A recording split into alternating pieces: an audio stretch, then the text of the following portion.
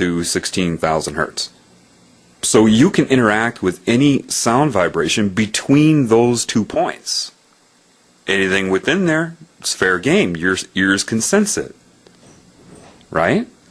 Okay. It exists, you exist on that level. So if I stimulate you with a color that you can perceive, that means it's in a vibratory rate that your body can exist in, including your brain. So if yellow, now you understand yellow is a frequency of existence, emitting light, reflecting it when it's there to reflect it, no matter how many times per second that is, or frequency. Then your eyes are hit with pulses. Those pulses go through your optic nerve, through your brain stem, and then constantly streaming into your brain. Your brain is electromagnetic.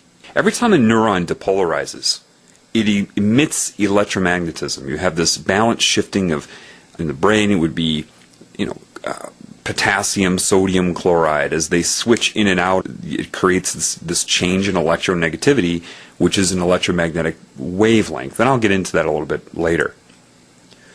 But that can affect nearby neurons and nearby nerves. Okay? And they call that entrainment, brainwave entrainment.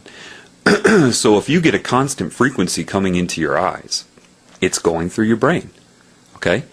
The higher the amplitude, the quicker it happens, but that will start to make your brain oscillate on that frequency. Why? Because you're experiencing it, your brain will adjust to it. However, what if someone can find the certain frequencies for different emotional states? Not hard at all. And then find the color that correlates to that emotional state. It's a two-ended stick. If you stimulate somebody with the vibration of, say, anger, then you can make them start to feel angry. If you've had thoughts that have made you angry, they're linked to a vibration. If you have those thoughts, you create the vibration. However, if you infuse the vibration, you can bring those thoughts to surface. Do you see? This is how you can get a country riled up to go murder children in Iraq. You can, because they're bound to emotion and to structure. You can do it with sound, sight. TV uses both. And then embedded upon that are as a carrier wave are the things you're not perceiving at all that are also entraining your brain as a secondary wave, or tertiary, or quaternary. And don't be intimidated by it. Understand it. Now are you starting to get a little bit better of an understanding of what I'm talking about? It's not that hard, but just remember one thing. You understand it. What does that tell you? Now, a 5-year-old could understand these things if you raise the 5-year-old correctly. Don't give it the vaccinations, and all the other things designed to keep the brain from accessing this information, which is available to you. The Creator, it created everything. It's not about whether it can teach you. It's only about what you can handle in the moment that it wants to share with you.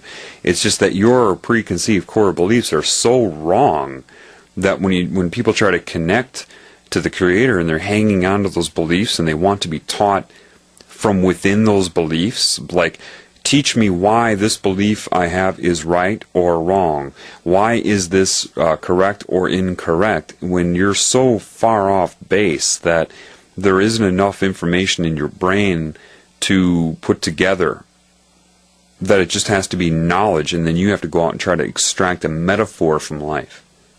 That's how you interact with the Creator. It's the consciousness, the love that will take what you have and put it together correctly when you're in connection with it. And if it doesn't, then it will put the information in your soul, which will communicate with your mind, and you start to extract a metaphor, because truth is only in metaphor, in a scalar reality.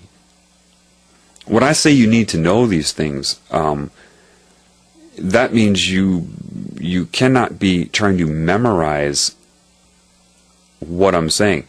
I know there are people that know this. There are scientists that probably know this. I mean, it's not very hard at all.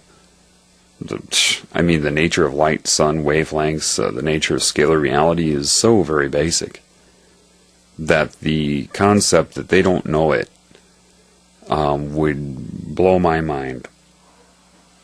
I mean, this is to me, what I'm telling you right now would be what I would want to start explaining to, say, a kindergartner. This is kindergarten level stuff for a human. It should be. And that's not to offend you. It's just my take on it. It's so very basic. What am I saying to you? If you try to memorize what I'm saying, you'll no offense, but you'll screw it up. People have already done that. They're not connected to their intuition, to the Creator. I've given a lot of input so far in other uploads. One is my cancer analogy, which I'm going to get into for the first time now. And people, they don't get it. They hear what I say, they remember what affected them, and then I hear them try to copy and plagiarize what I say to influence people, but they screw it up. Why? Because they don't have that connection. They don't understand what I'm saying. I mean, I know a person right now that will change, but right now he's on a cancerous energy. He's got anger and fear in him, and I heard him using my cancer analogy to pull people into his point of view of fear and anger and war. And I'm like, what? What? Don't be using my analogy. What am I saying to you? Do you know yet? I don't want to give you a fish every time you listen to me. I want to teach you how to fish. And I'm telling you, there's only one way to do it. There's only one way. If you try to verify what I'm saying through some sort of information in this realm, you're insane. If you try to critically assess what I'm saying when you don't have the ability to come up with it on your own, if you do that, you're insane. This is the very problem with humans right now. You're all insane. And because you're all insane, and yeah, okay, so what? Does that mean maybe 3% of them are not? Okay, but that's not what I'm talking about. I'm talking about the majority here. The majority of humans are insane. And because you're all insane, you don't know it. No psychiatrist can help you. Psychiatrists are insane. Even more. Otherwise, they wouldn't have gone into psychiatry. Why have I counseled psychiatrists? Why have they sought out my counsel? And then they try to critically assess what I'm saying, compared to the textbooks and journals and other research by the insane on the mind.